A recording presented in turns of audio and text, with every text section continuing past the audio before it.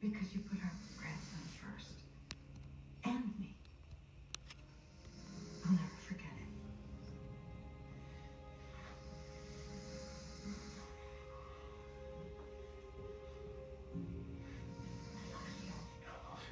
So much.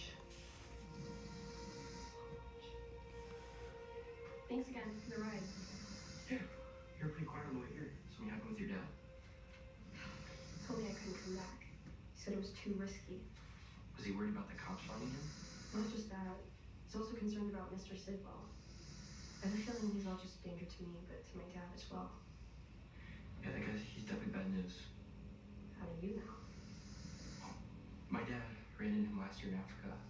Sidwell tried to kill him.